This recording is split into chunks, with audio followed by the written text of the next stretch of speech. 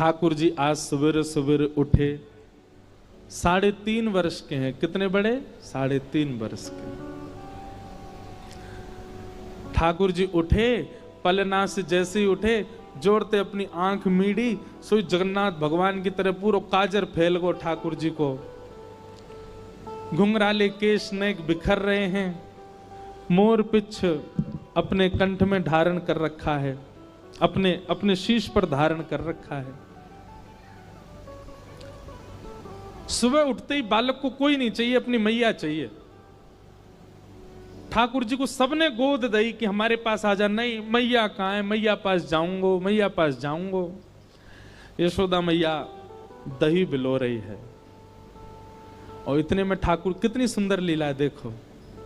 ठाकुर जी गए और ऐसे दही बिलोती भाई यशोदा मैया के दोनों भुजान के नीचे से भीतर आए और सामने आके मैया के आगे खड़े है गए। आंखन को काजर फैल गयो है, सो के उठे, आंख अभी खुले ही नहीं रही हैं, केश पूरे घुंघराले मुख पर आ रहे हैं ठाकुर जी के। और मैया से कह रहे, मैया जे बता, तो को दूध ज्यादा प्यारो है कि तेरो पूत प्यारो है, बता। मैया बोली, लाला तू भी सवेरे सवेरे उठ के कैसी बात न करो करे, चल हट जा, मुझको दही बिलोन दे। ना है मैया, पहले बता तो को दूध प्यारो कि पूत? मैया बोली, मोए तो मेरो पूत प्यारो है, दूध काहे को प्यारो होगो? अच्छा मैया, तो फिर एक काम कर, मैं तो बहुत प्यारा लगूं ना? बोले हाँ। अपनी गोद में लिटाए के मुंह को अपना दूध पिवाए दे। मैया मुंह को बहुत जोर की भूख लगी है, मुंह को दूध पिवाए दे। यशोदा मैया तुरंत ठाकुर जी को अपनी गोद में लिया और मैया को, ठाकुर जी दूध पी रहे हैं और मैया दही भी बिलोती जा रही है। कैसी सुंदर छवि है। यहां ठाकुर जी जैसे मैया का दूध पीने लगे, सामने चूल्हे पर, अंगीठी पर गैया का दूध उबट रहा था। वहां दूर अंगीठी पर रखे भय दूध ने मन में विचार कियो कि अब ठाकुर जी मेरा सेवन नहीं करेंगे, यशोदा मैया का दुग्धपान करके अपनी क्षुधा निवृत्त करेंगे और मेरा भोग नहीं लगाएंगे ठाकुर जी।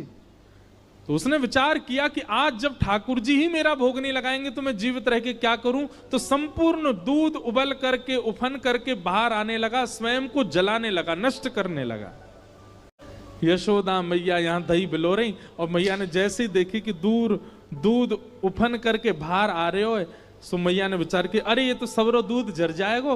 तुरंत मैया ने गोद में बैठे ठाकुर जी को नीचे पटका, दूध संभालने चली गई।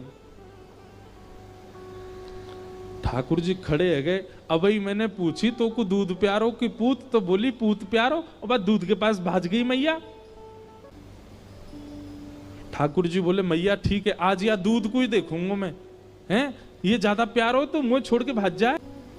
सो ठाकुर जी ने एक बड़ो सा डंडा उठायो और जो मैया दही बिलो रही थी उस मटकी में ही मारा, मटकी फोड़ दी।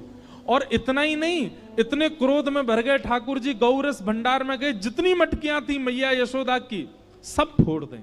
यशोदा मैया ने दूध संभाला और संभाल करके पीछे मुड़ करके देखा तो मां दही की हंडी फूटी पड़ी है और सबरे मटका फूट रहे हैं और लाला उछल उछल करके सबरे मटका को फोड़ते जा रहा है। यशोदा मैया बोली, लाला बिगड़ गयो, आज मैंने लाला को यदि दंड नहीं दियो तो बहुत बिगड़ जाएगा। यशोदा मैया ने तुरंत अपनो पल्लू खोस करके और एक छड़ी उठाई, बोले रुक जा दारी के तो बताऊं मैं। और मैया जैसे छड़ी लेकर के भागी हैं पीछे, आगे आगे ठाकुर जी भाग रहे हैं और मतलब ऐसे भाग रहे हैं मानो जैसे पीछे कोई शेर पड़ गयो हो।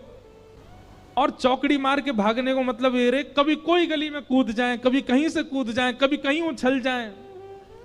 अब यशोदा मैया तो बेचारी 80 बरस की, फिर भी पीछे दौड़ रही हैं और ठाकुर जी चौकड़ी मार के यहां थे वहां कूदते कादते भय दौड़ रहे हैं। उस समय आकाश के देवता यशोदा मैया को वंदन करते हैं, बोले मैया,